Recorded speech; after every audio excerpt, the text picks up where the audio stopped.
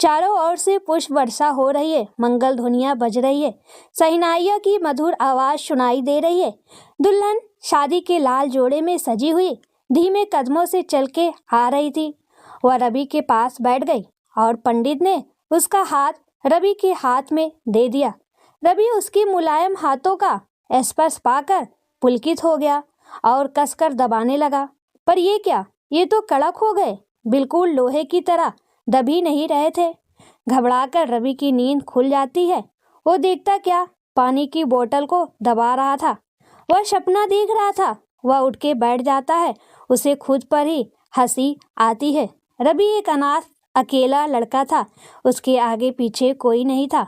एक छोटी सी दुकान चलाता था जिससे उसका गुजर बसर अच्छे से हो जाता था। उम्र अब 32 पर हो चुकी थी और अभी तक उसकी शादी नहीं हुई थी। तो वह दिन रात अपनी शादी के सपने देखा करता था, होने वाली दुल्हन के सपने देखा करता था। एक दिन पड़ोस में रहने वाली मौसी आई और उसने रवि से कहा कि मैं तुम्हारे लिए एक दुल्हन देखी है। लड़की अनाथ है, कोई भी नहीं आगे पीछे, बिल्कुल तुम्हारी तरह। तुम कहो तो मैं बात आगे बढ़ाऊं। वह अपने दूर के चाचा के घर रहती है। अंधा क्या चाहे दो आंखें। रवि के मन में फिर से शादी के लड्डू फूटने लगे। उसने हाँ कह दिया। ठीक है, मुझे भी शादी करनी है। लड़की अच्छी रहे तो और क्या चाहिए, घर को संभाल ले, मेरे साथ जैसा मैं रहता हूँ वैसे ही रहे तो और क्या चाहिए मुझे। फिर आखिर बात पक्की हो गई। कुछ ऐसा संयोग बना कि रवि लड़की नहीं देख पाया, न लड़की की फोटो देख पाया। फिर मौसी ने एक दिन बताया कि लड़की भी तैयार है शादी करने के लिए, मगर उसकी एक शर्त है कि वह हिंदू रीति रिवाज से शादी नहीं करेगी, क्योंकि वह क्रिश्चियन है, इसलिए बस कोर्ट में जाकर शादी करेगी। रवि को क्या एतराज हो सकता था, वो भी मान गया और आखिर उसकी शादी लिली से हो गई। रवि जात पात धर्म को मानता नहीं था, इसलिए वह तैयार हो गया था शादी करने को। आज रवि का वही सपना साकार हो रहा था। उसने सुहाग सेज पर बैठी लिली को घूंघट करके बैठी देखा। रवि जब उसका घूंघट उठाता है तो देखकर हैरान रह जाता है। लिली बहुत ही सुंदर थी, बिल्कुल स्वर्ग की अप्सरा जैसे। कजरारे मंद भरे नैना, गोरा रंग, लाल रस से भरे ओठ, ऐसा लग रहा था जैसे कोई परी उतर के उसके सामने बैठी हो। रवि को अपनी किस्मत पर यकीन ही नहीं हो रहा था कि उसे इतनी अच्छी दुल्हन मिली है। उसने मन ही मन भगवान का बहुत धन्यवाद किया कि भगवान मुझे इतनी अच्छी जीवन साथी मिली। फिर लिली ने उससे बोलना चालू किया कि आज हमारी सुहाग की रात है, मैं आपसे एक वचन चाहती हूँ। क्या, कहो। मैं यह चाहती हूँ कि आप मुझे छुओगे नहीं। तो रवि कहता है ऐसा क्यों। तो लिली कहती है पहले आप मेरी पूरी बात तो सुन लो। पहले मैं यह चाहती हूँ कि आप मुझे कुछ समय के लिए, जब तक मैं ना कहूँ, छुओगे नहीं और मुझसे कुछ सवाल भी नहीं करोगे। रवि खामोश रहता है। वह कहती है आपने मुझसे कुछ भी सवाल पूछा तो आप मुझे हमेशा हमेशा के लिए खो देंगे। तो रवि हाँ कह देता है। उसके सपनों पर पानी फिर जाता है। सुबह वह लिली को साड़ी पहन के काम करते देखता है तो वह लिली को इस रूप में देखकर बहुत खुश होता है। रवि देखता है लिली बहुत अच्छी हाउसवाइफ है। उसने पूरे घर को बहुत जतन से सजाया है, उसके लिए अच्छा अच्छा खाना बनाती है, उसकी हर इच्छा का ख्याल रखती है। वह देखती हमेशा कि रवि को कुछ तकलीफ तो नहीं है। थोड़े से खर्च में भी वह घर को बहुत अच्छे से चलाती।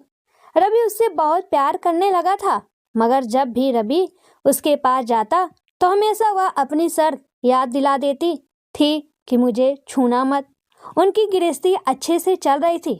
एक दिन रात को 2 बजे रवि की नींद खुल जाती है तो वह देखता है कि लिली अपने बेड पर नहीं है। तो वो घबरा जाता है। वह सोचता है बाथरूम में गई होगी और जब कुछ देर बाद लिली नहीं आती है तो उठकर देखता है, मगर लिली नहीं दिखती है। वह इंतजार करने लगता है। इतने में क्या देखता है, दरवाजा खुलता है और बाहर से लिली आ रही है। उसने लाल फुल गाउन पहना हुआ है और लाल लिपस्टिक लगाया था। वह पूरे मेकअप में थी और पसीने पसीने हो रही थी। रवि को देखकर वह थोड़ा सकपका जाती है। रवि पूछता है कहाँ गई थी तुम, मैं कितना परेशान हो रहा था। तो वो कहती है मैंने आपसे कहा था ना कुछ मत पूछना। रवि चुप हो जाता है, वह कुछ भी नहीं पूछता है। फिर भी रवि के मन में बहुत से प्रश्नों उमड़ रहे थे। सुबह देखता है कि लिल्ली बिल्कुल नॉर्मल दिख रही है। रात की लिल्ली और सुबह वाली लिल्ली में बहुत फर्क है।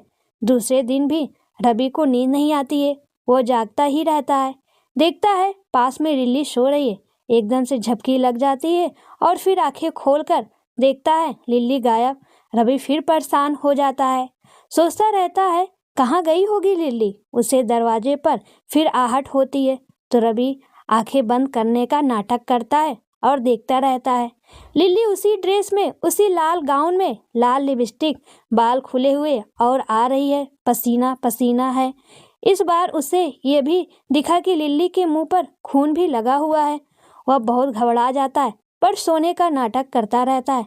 फिर देखता क्या है, लिल्ली बाथरूम में जाती है, नहाती है, शावर की आवाज़ आती है, उसके बाद गाउन पहनती वापस आकर सो जाती है। लगातार तीसरे दिन भी यही होता है। रवि बहुत घबरा जाता है। उसे लगता है क्या है, मेरी बीबी कौन है आखिर, मैं उससे पूछ भी नहीं सकता। उसने कहा था अगर कुछ भी सवाल पूछोगे तो तुम मुझे खो दोगे, मगर ऐसा ही चलता रहा तो क्या होगा। और मुझे क्यों नहीं हाथ लगाने देती, मुझे लिल्ली से पूछना ही होगा। पर सुबह जब लिल्ली को अपने लिए परेशान होते देखता, काम करते देखता, एक परफेक्ट हाउसवाइफ देखता, तो उसे लगता है कि अगर कुछ हो गया और लिल्ली मुझे छोड़कर चली गई तो क्या होगा। फिर एक दिन वह निश्चय करता है कि वह जाकर देखेगा कि लिल्ली आखिर जाती कहाँ है। फिर वह क्या करता है, रात को सोने का नाटक करता है। देखता है लिल्ली पास में सो रही है। फिर एकदम से लिल्ली की आंखें खुल जाती है।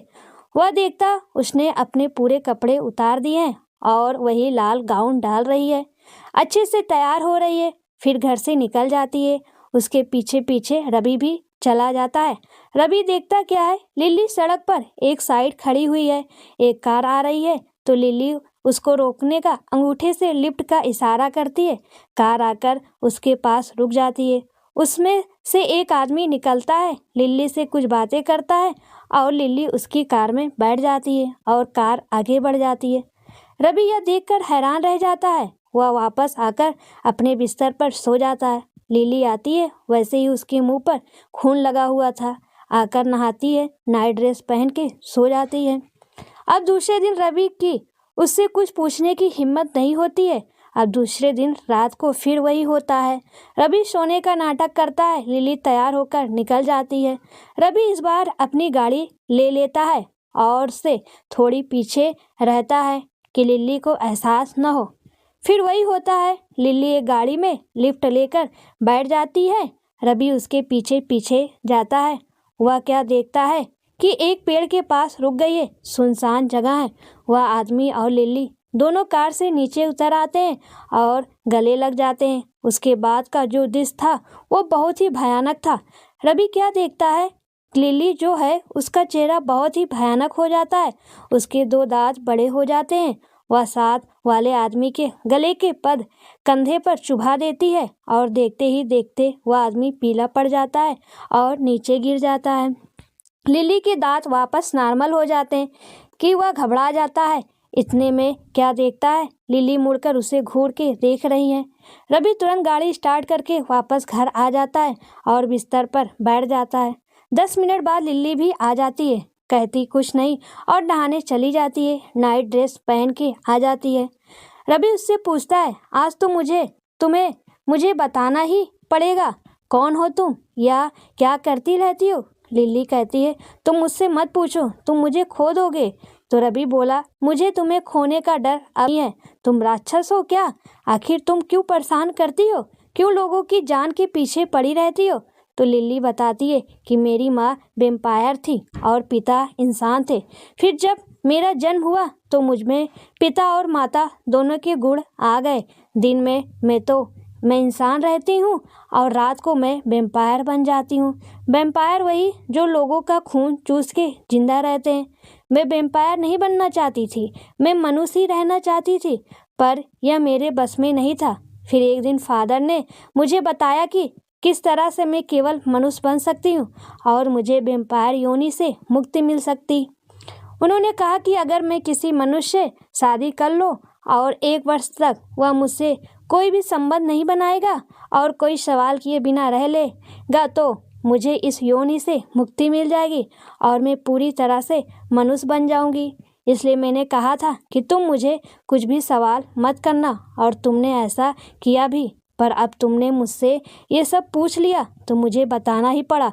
वह रोने लगती है। अब मुझे कभी भी इससे मुक्ति नहीं मिलेगी। मैं जीवन भर वैम्पायर ही बनी रहूँगी। अब तुम्हारे साथ भी कभी नहीं रह पाऊँगी। रवि, मैं तुम्हें बहुत प्यार करने लगी थी, मगर अब मुझे जाना होगा, हमेशा हमेशा के लिए जाना होगा। यह करके लिली चली जाती है और रवि ठगा सा देखता रह जाता है।